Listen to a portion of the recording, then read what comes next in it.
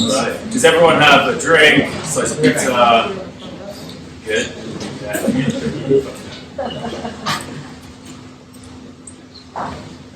All right. Well, welcome everyone. My name is Zajko. I'm from CoinList. Really excited to have you guys all out here. It's great to see a good audience. The last couple times we've had these building blocks events, it's been kind of in the throes of a terrible bear market. So I think it's good to see everyone in much better spirits right now. We've been looking a lot at staking and kind of the staking ecosystem and trying to get a better grasp of it. And all four of these guys I've met through the past couple of months, and they were just full of so much knowledge about how you should be thinking about staking and economics and the validator ecosystem. And each one of them was like, man, I had to do so much research to kind of get started here. And I felt like if they could just drop some knowledge on everyone else and really share some of that out with them, it'd be super valuable. So that's what we're going to be talking about today. And we'll go through some questions that we have. We'll also open up to all of you to ask some questions. Hopefully you have some good ones. But before we get started, it's always helpful to get kind of a show of hands, where everyone's coming from. So I'll go through a couple of different groups. So do we have people that work for a validator or are a validator in the audience? All right, got a couple. And then do you work for a project or maybe a proof of stake protocol that's being launched? Or all right. And then just an interested individual to come out looking for maybe pizza and beer. Okay. All right. So a lot of these questions are maybe somewhat advanced. So hopefully, if you need to peel it back a little bit, we can. But what we're going to do is just get started. So we don't have a ton of time. So in 90 seconds or less, if you could introduce yourself, where you're coming from, and if you could give, as concise of an overview of kind of your staking, like the staking economics, kind of like as quick of an elevator pitch of how people should be thinking about it for each of you guys. Yeah, go ahead. I'll start. I'm Charlie. I work for an entity called the Tokenal Group, TQ for short. Rolls off the tongue a little bit better. And we're dedicated towards advancing the Tezos project. And so I guess at a very high level, Tezos is a pure proof of stake blockchain. And kind of it's really meant to be open and inclusive to all stakeholders. So there's not a set validator limit. That's based on the amount of tokens in circulation. But so for an economic model, it's really about inclusivity, and anybody can participate in consensus if they would like to. It's all about optionality. So if you have, we can get into the weeds a little bit more later, but if you have what's referred to as one role, then you can participate or bake yourself. Staking in Tezos is referred to as baking. But if you don't have one role, then you can delegate it to another baker. So all stakeholders have optionality. And there's a requirement for a security deposit in terms of when you're randomly selected to bake to incentivize honest behavior during the block creation process. So that's kind of at a very high level. I'm sure we'll get into it more later. Hey everyone, my name is MacLane Wilkison. I'm one of the co-founders of a project called NuCypher. And NuCypher is a data privacy layer or access control layer for Ethereum applications, decentralized applications, and other protocols. So basically, we give you a way to have private data in your public network, in your app. Basically, the NuCypher network consists of a network of NuCypher nodes that are providing this almost like encryption as a service or access control as a service. And where the token comes in is it's a work token. So if you want to be one of those nodes and provide that service and work for the network, you have to stake the token as a kind of bond or collateral. And then we use that basically to coordinate the network. So you'll get work and jobs in proportion to the amount that you staked. If you do that work correctly, you'll get compensated for that work. If you do that work incorrectly, or if a node is malicious and is behaving badly for whatever reason, you can get their stake slashed. So we both have the sort of carrot and the stick sort of component to the incentive model there. It's a layer 2 network on top of Ethereum, and then basically if you're a staker, the compensation comes in sort of 2 forms. It comes in the form of fees that are paid in ETH by users of the network, and then you also earn inflation, which is in NuCypher tokens. Hey everyone, can you guys hear me? Yeah. My name's Liang. I work for a project called SKALE Labs. We're building something called Elastic Sidechains. It's a layer 2 network on top of Ethereum. And the whole goal is to help dApp developers scale. And at the end of the day, we see a lot of problems today with dApp. We see a lot of problems today with dApps sort of facing this issue of I might have a really good application, but I can't really force my end users to be paying a lot of gas and all of that. So we are implementing something where on the one side, you have dApp developers build their dApps like they would normally do on Ethereum, connected to a SKALE sidechain. And in that sidechain, they could do everything they could because it runs fully via. The payment model is actually a subscription model, which we feel like mirrors what more developers are used to today. And then on the security side, it's really the validator set that governs and secures the network. So we do so in a decentralized fashion, similar to a lot of networks.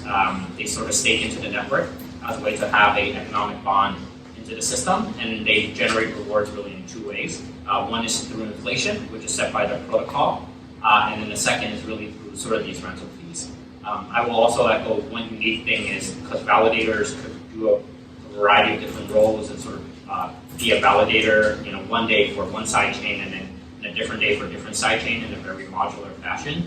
The rewards are sort of aggregated at the network level and shared evenly across the validator set.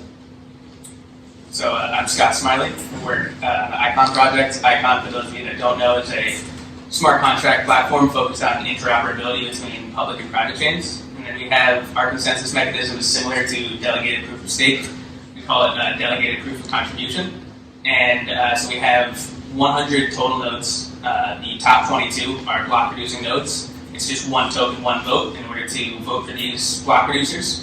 And then something that differentiates us, we have 4 parties that receive block rewards. It's not like the block rewards go to just all the nodes and then the nodes, put new money supplies where they see fit. But in the essence of delegated proof of contribution, the idea is we want to reward those that contribute most to the network. And when we see that, that's voters, that's validators, that's decentralized applications, and then we have this concept called ecosystem expansion projects, where any token holder can make a proposal to the network, and then people can vote on this proposal and then have block rewards allocated directly to that proposal. Right. So we're taking a step back. A lot of people know proof of work. Hopefully everyone knows proof of stake, but just in case some of you don't. Question is kind of how you think about the incentive trade-offs in a proof of stake network versus proof of work network, and how the incentives amongst the various stakeholders, how that changes, how you think about it. Yeah, so the way I think about it is in proof of work, you kind of have two different camps. You have the miners, the ones that are actually maintaining the security of the blockchain and creating blocks, and then you have the users or the holders of that proof of work token. And I think there's a disalignment of incentives there in that these miners want it's in their best interest to have kind of high, in addition to the block reward, to have high transaction fees. So they want the network to be slow and congested so that users may have to pay higher transaction fees. Those users want the opposite. And I think proof of stake presents a compelling approach to that by aligning the incentives, and that the users essentially are the stakeholders, or are the users are. The miners are users in that they have to have some skin in the game in order to add those blocks. So I think by kind of having those two different camps be one and the same, I think it creates a stronger incentive alignment. So NuCypher is a little bit different because we are a layer 2 network on top of Ethereum and not a layer 1 blockchain. So our nodes aren't processing blocks like Bitcoin node or a Tezos node.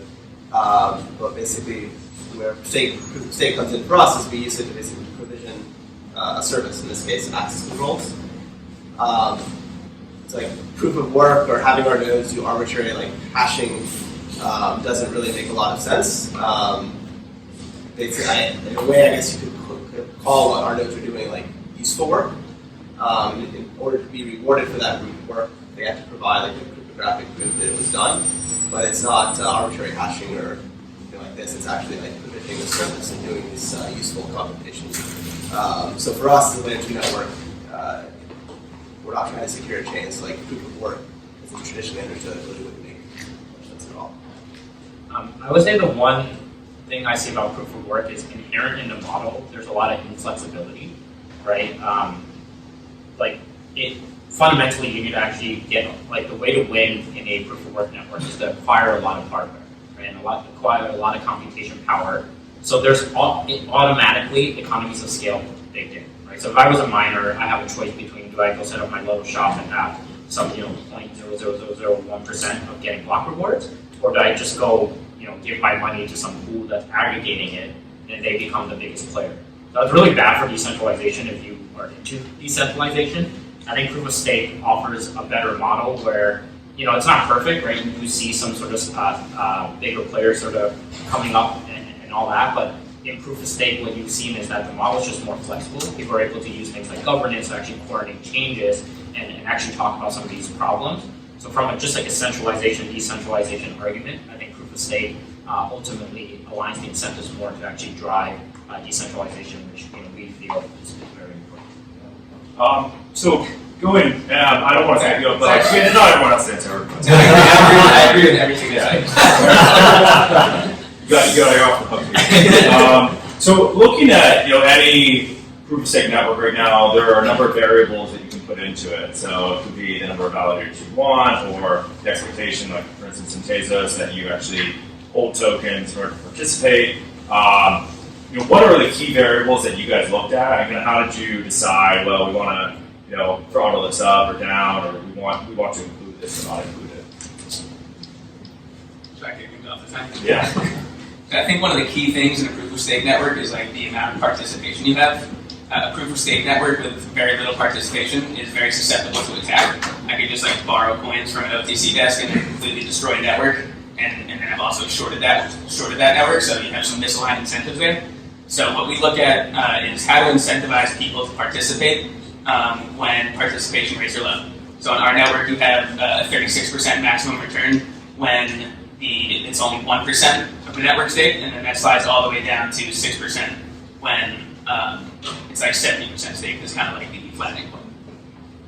Yeah, in Tezos, there's a real strong incentive to stake your tokens and participate and make, in that there's the annual inflation is about 5.5% if 100% of the tokens are staked. But the real incentive is that if you aren't baking, then you're actually losing your total share of the network.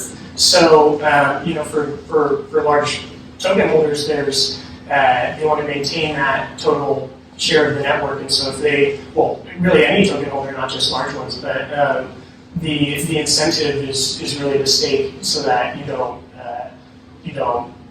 lose your share of the network. So it's not like you're necessarily winning, but you're not losing. And I think another important thing to point out is that kind of the different attack vectors of attacking proof of stake networks. The incentives for attacking a network like Tezos or other proof of stake protocols are much less than that. So say you attack a proof of work chain, and you can the stakeholders can fork the network, and they can change the hashing algorithm. But then all of the miners on that network who have that hardware for that specific hashing algorithm, even the honest actors are kind of screwed. In a proof of stake chain, if you attack the network, you can fork out and remove the malicious attackers' tokens, but the honest actors aren't necessarily are hurt because of that. So I think that's an important consideration, as well as the attack vectors and what happens after an attack. And then MacLane, I want you to go into this, but you mentioned carrots and sticks. So those are obviously like two things that you can I know some networks have slashing, some don't. For those who don't know, slashing is being penalized on the network if you lose some of your stake. It sounds like you've thought that through in terms of like how you want to incentivize people but also penalize them. If you can kind of Yeah, so there are a bunch of knobs sort of you can turn as you design these economics and different rules for a proof of stake system. On the slashing side, generally the reason why you would do that is there's some specific type of behavior you want to prevent. In our case, there's really sort of two main modes of misbehavior for a node. One is, let's say I request you to re-encrypt some data for me.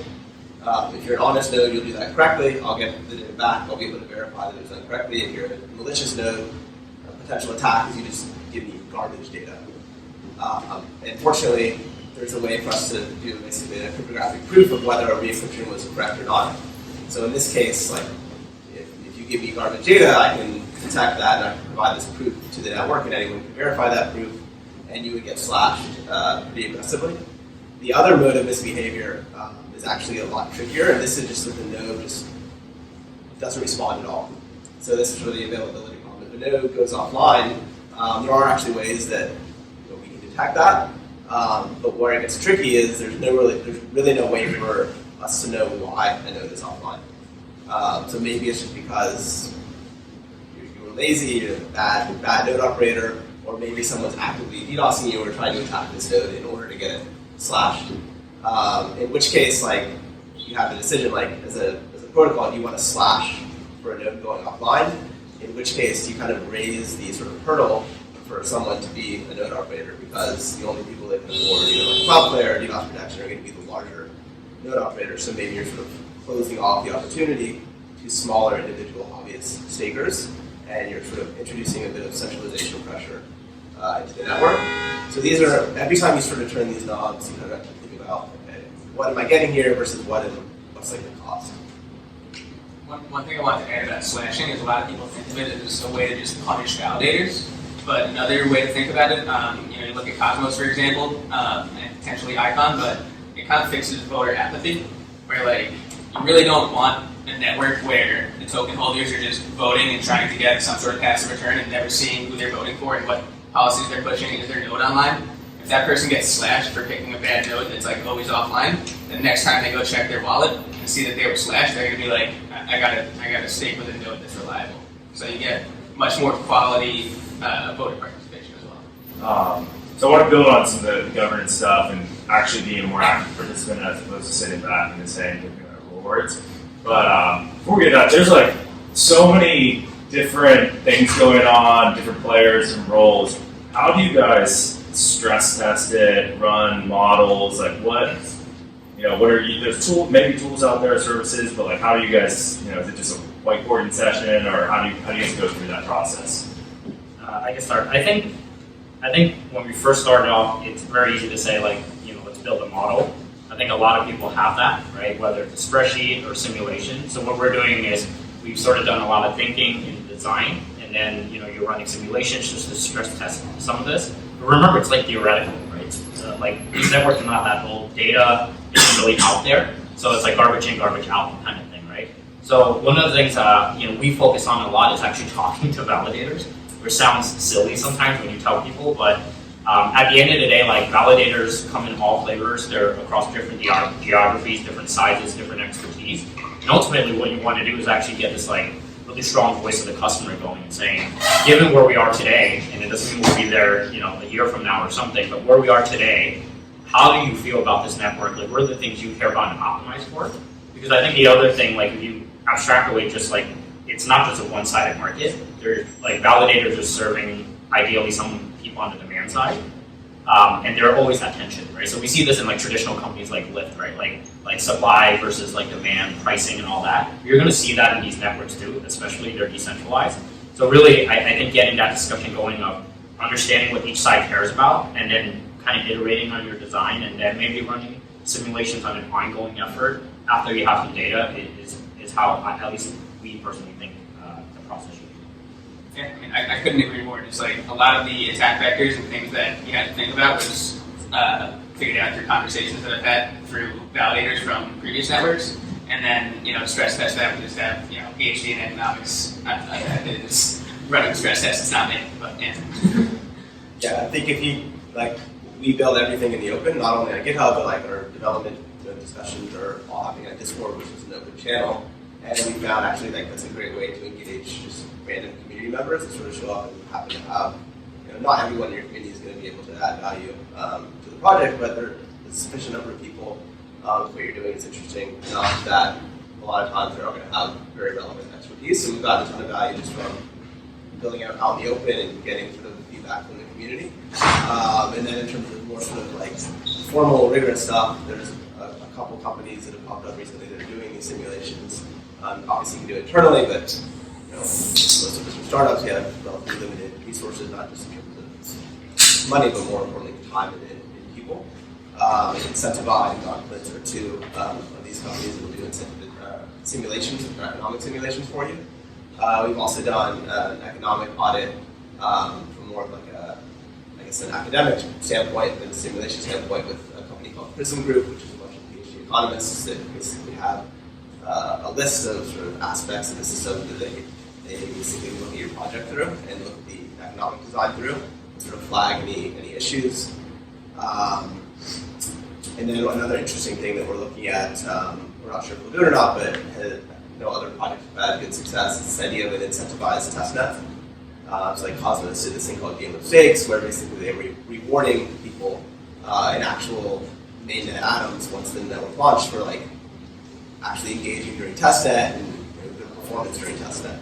So that's a really interesting way to, you're never going to actually mirror the economic situations realities on mainnet, but trying to introduce some sort of actual skin in the game into testnet so that people are incentivized to try out different attacks and things that they might not ordinarily do. They're just sort of messing around and testing it for fun. And I think the primary criticism in my eyes of proof of stake, and it's a very valid one, is that it's very new. We're just now seeing the launch of kind of these more sophisticated proof of stake networks. And proof of work is battle tested. It's been around for 10 years. And I totally agree with that. I think in terms of testing, you really just have to go live, and especially for layer one protocols like Tezos, a lot of testing just has to happen in a production environment. And so, for instance, in the early days of Tezos, there was these spam attacks where somebody was creating dust accounts and just sending very, very, very small transactions and creating more addresses, and so the storage of the bakers on the network was just going through the roof. And it was actually it was a good stress test on not just the network, but on for the community, and especially the validator community, because various validators at the time really had to communicate and coordinate to execute a fork. And it went smoothly, and the off-chain off-chain mechanisms for coordinating that was really impressive to see that there was that cohesion among the validator community. But I think a lot of it just you have to launch, and it's better to find these vulnerabilities in the early days than it is once these networks may be worth 10 to 100x what they are in the next few years. Yeah. So I think I think a lot of it. Yeah, a lot of it you're not going to find unless you're live. Yeah, so you guys have all touched on the validator, so we can maybe transition to that part of the conversation. Who are they? Are they finding you? You're finding them? What makes an ideal validator? How has it been kind of navigating that ecosystem and working with that group of companies, individuals, etc.?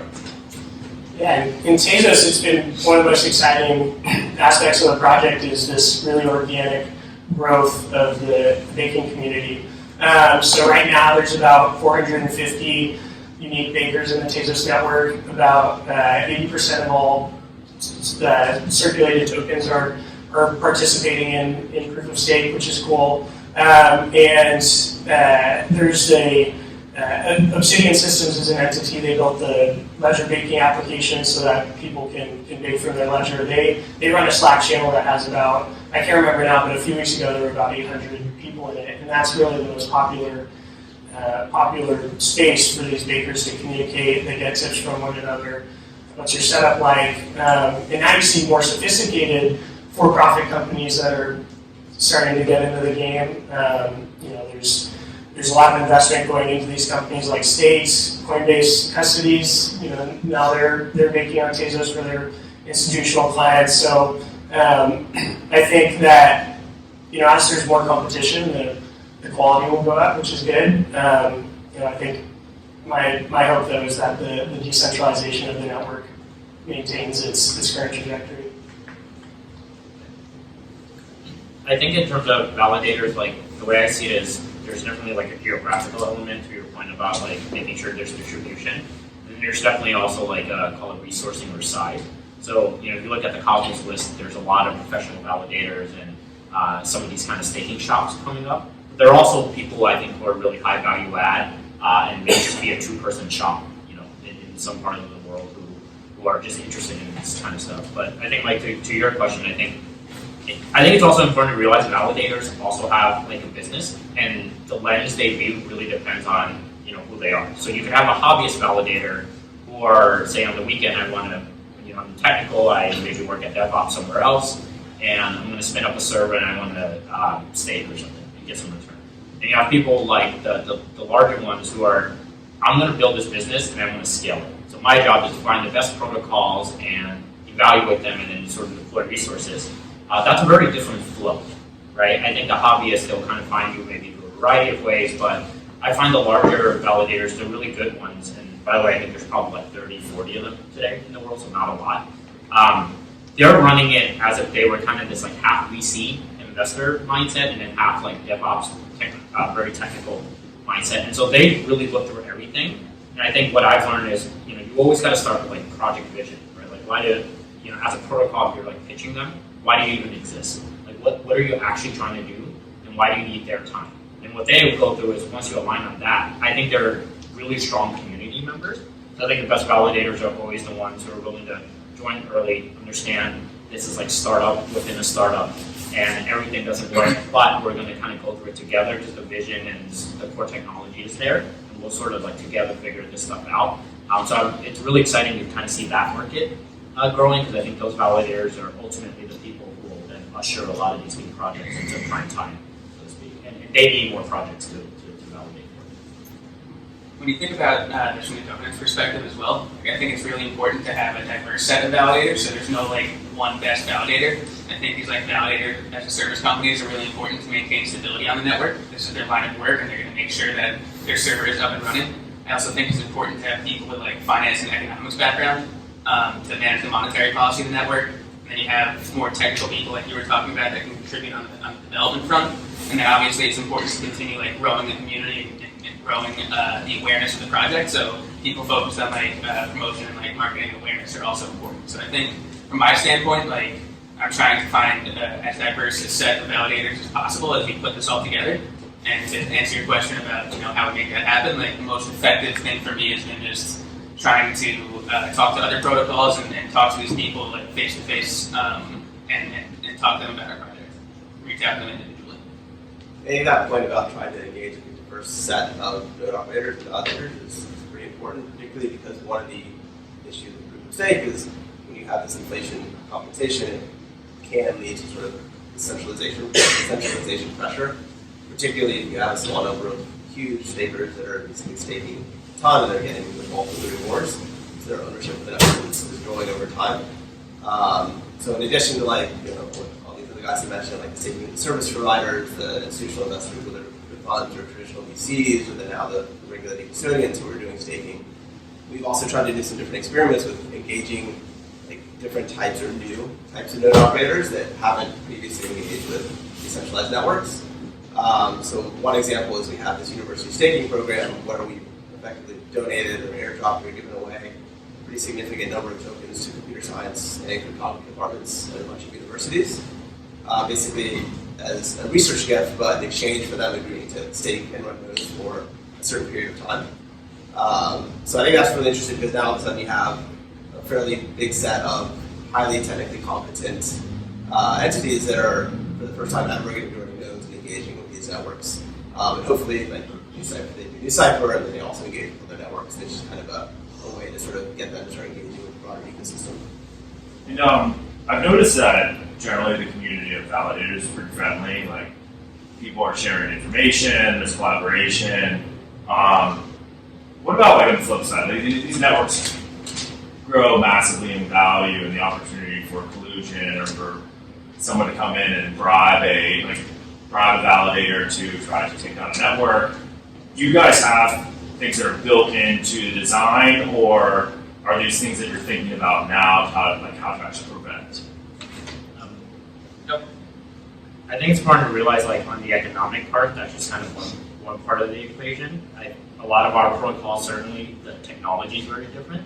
So, I always think for a protocol, like, do you use the technology to abstract away a lot of the collusion risk, right? So, for example, in an S-chain, you may have 16 nodes, but they're rotated out in a scale network every so often, right? So that makes it harder to collude because you don't know at any given time, are you supporting this S-chain that's a game versus this S-chain that's a DeFi app, right? So that's a technological thing. So I think there are a lot of these things that we can do in like underlying consensus, and then sort of use the economics to kind of backfill and almost like dial it up or down depending on risk areas. Because there is no technology that's perfect, but I think we oftentimes talk a lot about economics, but actually mixing in like the technological design. Because I think a lot of that, to me, the whole point of having a good consensus like algorithm is that you take away a lot of the security risk that you would normally see, and then use the economics to support sort of the rest. Yeah, I think it's also really important to take into account that these networks are all very new. So we have just, Icon starting with 22 block producing nodes and 100 total. But I imagine as we further decentralize and as we further grow and the network matures, that it'd be much harder to, ride like 2/3 plus one of the entire network. That'd be really expensive. And additionally, in a proof of stake network, like the game theory behind it really doesn't make sense that nodes that if you were to get that much control over the network, that means you have that many tokens, and like, why would I want to destroy something I've invested so heavily into? Yeah, I think it's just an incentive game, going back to that. Kind of at first to to acquire that stake to conduct something like that, it's prohibitively expensive. To compare it to proof of work, it's hardware, but in terms of tokens, it's these are liquid tokens, they have a price to them, so it's prohibitively expensive at the front, but then on the tail end of it, in Tezos, there's actually a lockup period after a block is created. So it's about 2 cycles, so about 5 years where your tokens are still held in that security deposit, and so that's another disincentive. And just you brought up proof of work real quick. Like with proof of work, it's really easy to switch your machine from one coin to another. So like you could attack one network, try and do a double spend attack, sell it on an exchange, and then go from network to network with the same machine. But with proof of stake, it wouldn't make any sense. You can't do that. If you destroy the network, then you're destroying the investment that you made as well. And then, can I take a time check real quick? So 15. Okay. Why don't we open it up? Right here, validator. Yeah. I'm validator, and like most of that, I'm afraid from the point of centralization exchanges, because we know Orbital is already making a huge significant effort to the yields. Then Binance is also sort of trying to be in staking, and imagine that top 10 or top 20 of exchange will enter the staking business. And small validators or even big validators will kick out or even knock out from the market. So how each of you will struggle with this centralization issue? So we definitely thought about this a lot from talking to other validators as well. And one thing that we worked into our design that I think is important is that there's a variable unstaking period and a variable return based on the percentage of the network staked. So if an exchange is trying to convince you to deposit your tokens on their platform, they're never going to be able to give you as good of a return as if you had staked it yourself. And they're never going to be able to stake with their entire pool, because if the unstaking period is, let's say, 15 days, then they're not going to be able to field withdrawal requests if they have the entire thing staked. So those are 2 ways that we try to come up with that. Yeah, but they have a whole bullet which usually, if you analyze they hold tokens for like months. So many people just put the money in the exchange, and 20% are active tradable, but 80% like laying on this wallets for the months and for the years.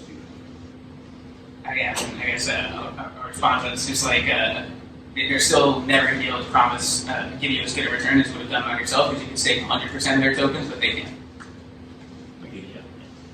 I think also this topic of even like delegation, right? Because I think exchanges and wallets are trying to make it really easy to delegate. And if you're on an exchange doing other things, maybe just delegate to like Pool or something. I think this like field of delegation is that there are a lot of cool like new research areas coming up. Like if you have a structure where it's not necessarily delegated proof of stake, but just like nodes and you allow delegation. I was reading something about like Edgeware, where the more delegators in a specific node, each node shares in the rewards similarly. But the more delegators there are, the more they have to split the reward. So as a delegator, you're going to see, I know that there's 10 delegators and I'm the 11th one, maybe it's not that good for me to join there, so then I may kind of go join something else. That's like some of these mechanisms. I still think it's just like very early, and there's also the flip argument where if an exchange is providing a lot of hardware and resources, and it does work with the network, there's also going to be the school of thought that like they're still supporting the network, so to speak. So I think in some ways, really, like there's just a lot of different ways, and delegation flows are still being figured out. And even in live networks like Cosmos, delegation is still like a really big topic that's being talked about to kind of avoid some of this centralization. So, I was thinking out from the Cosmos just after the big players are ended. The biggest player was the exchanges, and I literally can do nothing. I cannot like able to buy or attract thousands, hundreds of thousands tokens for a week. But exchange like living without me. In Tezos too, if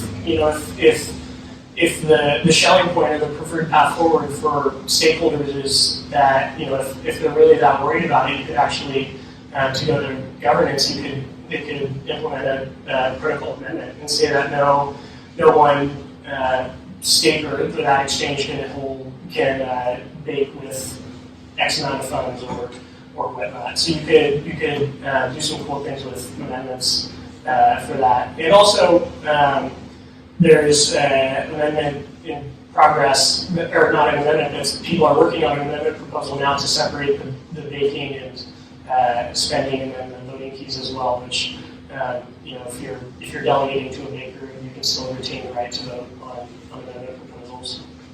I think this is definitely a big risk that I don't really know that there's great solutions for yet. I think most of what I've heard described, like it's institute like a cap on the sizes that can be staked from a particular address, or larger nodes get a lower reward or something. But all of these are trivially simple attacked.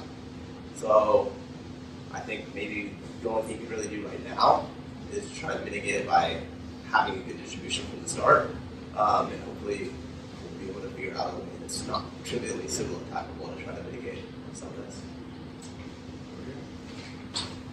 So one of the cool things when people interact with proof of work is that not only it's civil resistant, right, like everybody are talking about, but it is open in a way that you can join as a miner, and nobody can stop you from participating. Nobody knows where you are, so it turns out regulation and state forcing you to do, you're not allowed to accept a transaction with a suspected person. Nobody knows who actually mined the block. You only see the hash. And a lot of the proof of stake, at least to me, appear to say, we're going to move from proof of work to proof of stake because proof of work is so wasteful.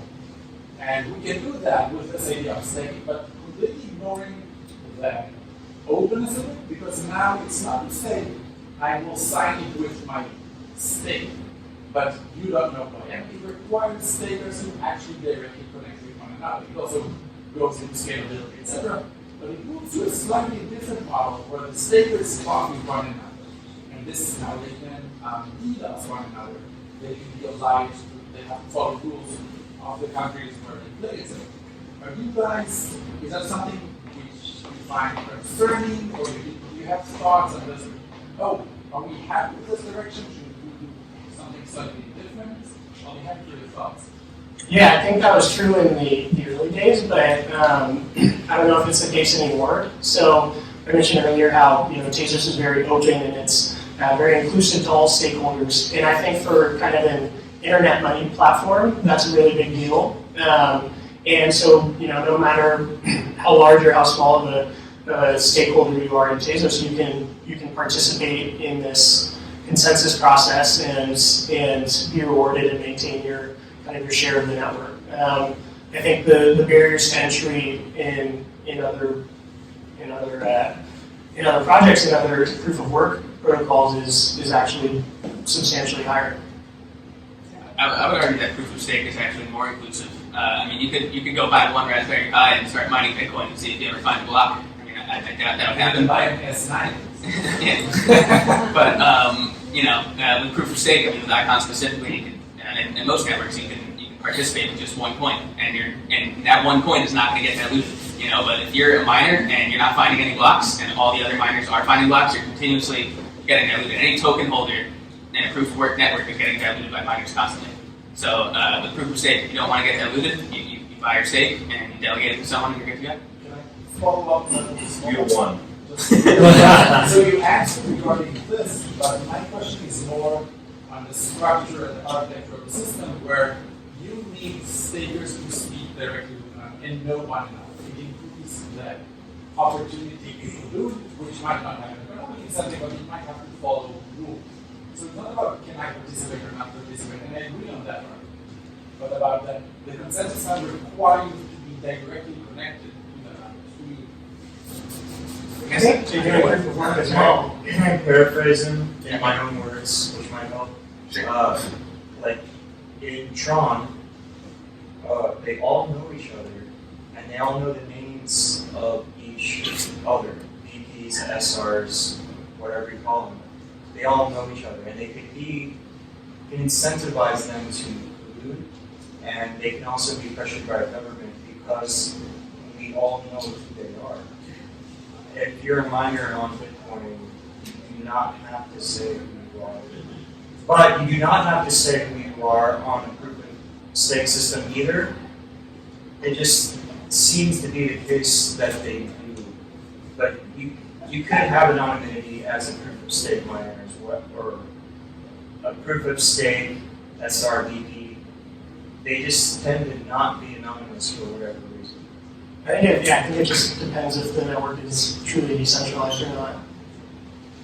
This is actually one of the things we talked a little bit about, at least for our initial distribution of tokens, is if you do an ICO or an AO or some traditional distribution mechanism, you're probably going to have to KYC everyone and de-anonymize the entire network. If you're familiar with a project called LivePeer, they did something very interesting, which kind of in a way mimicked proof of work. They did something called a Merkle mine, where it was totally permissionless. You didn't have to do KYC, you didn't have to sign up, you didn't have to register. They had no control over who participated. What you would do is you would generate something called a Merkle proof. You'd submit that proof, and if it was valid, you get back LivePeer tokens. We thought that was very interesting. There were some issues with it, but we were inspired by this, and we're trying to do something quite similar, actually, that we've designed called the work law, which is similar in spirit, where it's totally permissionless. Anyone can participate. And roughly the way that it works is you would escrow ETH into this work law contract. You get back what we call stake locked NuCypher tokens, meaning you control them, but the only thing you can do with them is stake them to run the node for some initial period of time. And if you do that, and you do stake them, and you do run the node, and you do the work, eventually those tokens would unlock, so you can transfer them again, or you can keep staking if you want to keep running a validator, and you'd also get back all of your escrow ETH.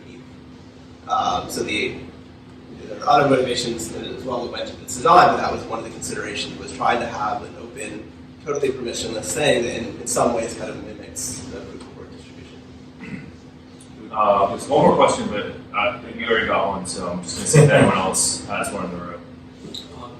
How would you go about rating a validator? If there's like a scoring rubric and like what variables would you be looking at outside of like weight and uptime? Yeah, I think for the validator, if you think of it like there's a business and a set of activities you have to do, I think first it's just mapping that out. Like a really simple one is just like security setup, right? I think if you have a bad security setup, then that leads to a lot of problems. Like if your turn to propose a block and you're not there, that's problematic. So things like that. But I think even the validator market is evolving. Like I think a lot of the activities they do may be commoditized over time as well. Meaning, like, in order to be a good validator in the future, there's just a set of things that you have to bring to the table. And then I think from an evaluation standpoint, it'd be really cool in the future to then get a sense of like expertise, right? Like some people in this room are going to be like hardcore security experts, and that's like their bread and butter, and they're going to do that. And some people are going to be like, well, I come from an economics background, right? And as you mentioned earlier, both of those are really valuable to the networks. I think in order to rate that, it'd be really cool to see like a service actually kind of build its kind of profiles over time. Because I think, to the last point, I think some people do actually want to see validator market move this way, because I think it does help really the growth of networks earlier on to actually give them a chance to maybe even drive the decentralization story in the long term. Yeah, there's a service in the Tezos ecosystem called My Tezos Baker, and it has over 100 kind of professional delegation service companies. It rates them based mostly on-chain metrics, like how many blocks are they hitting when they were selected to. It shows their region, so there's over 30, about 35 different countries that are represented there, which is really cool. I think in the future, as more complicated proposals kind of come to Tezos, there's another metric will be like how are these delegation services voting, and what is kind of their stance on the certain issues, and that I think is cool because it brings a much more social element to the scene. We out of time? When's the time? 30? 7:30. You got like a few more minutes, 5 more minutes. Any? Okay. Yeah, could you guys speak to specific questions, but the governance models that you set up, and specifically how you balance the needs of nodes versus developers who are building on top of your platform, DApp developers? I'd like to take a crack at that one. So, yeah, I mean, I'm just really excited about the model that we have for that. Is like the block rewards. They don't all go to the nodes. We have this thing called the DApp Booster program, and I don't know if I was talking about it earlier, but you, as a decentralized application on Icon, once this is live, you'll have the opportunity to submit on this forum. The community can vote on whether or not you're eligible for the DApp Booster program. And then the way that works is any DApp in the DApp Booster program is eligible to, based on how many votes they receive, they'll be getting this pool of block rewards that's set aside from the start. It's not like a node needs to lead this initiative. It's if this DApp gets votes from the community, then block rewards get directly allocated towards that DApp's address. So that also fixes some of the problems that we were talking about earlier, where all new money supply gets concentrated on nodes, and then they continue accumulating more and more, and then that top X number of nodes just never leaves. So at this point, you're getting both governance power and rewards into the hands of people besides nodes. Yeah, Tezos governance is kind of the initial implementation. Really is meant to bootstrap more effective forms of governance. So what I mean by that is it's very amendable. So for instance, the first amendment was the Tezos Athens amendment, and that reduced the role size from 10,000 tokens to 8,000 tokens, so it kind of reduced the barrier to entry to participate in making. But beyond that, even Tezos is sometimes referred to as like a meta consensus protocol, in that not only can you change the blockchain, but you can change the rules of how to change the blockchain. So it's the way I think of it is it's varied so early in this whole blockchain experiment that nobody really knows how to most effectively govern a decentralized network. So if you can change how you govern a decentralized network, then it's in the stakeholders' financial best interest to do so. So you can actually change the Tezos governance process itself in the future once it's clear what the most effective processes are to do so. We're still working through exactly what our governance, at least with on-chain, and what will look like from day one of our network. I think the one thing to add is also consider, even in earlier stages of the network, if there's even a on-chain plus off-chain model. Because ultimately, I think in the beginning, what you're trying to drive is just engagement. Right? Like if someone has a good idea, and for some reason they like the network, but they're not a big token holder, I think it's a little unfair to say they can't propose anything. So I think a mix in the beginning is good. And this goes back to me, the larger story of decentralization isn't like this light switch you flip, right? It's probably going to be this process where we all in this room believe in it in some form, but it's going to take a while to actually get there because it is fundamentally a revenue model that needs innovating. Yeah, I think the off-chain coordination is extremely important. And Kevin and Jacob are here, and they're also with TQ. We're working on kind of a platform to facilitate those off-chain coordination. All right. Well, listen. Thanks so much, guys. This was amazing. Round of applause. You guys can hang out for a little while. We're gonna hopefully some more drinks, maybe some more pizza. Eventually, we'll have to kick ourselves out. But if you want to hang out, talk for a little while, ask some questions, unless they got to go. But thanks for all coming out.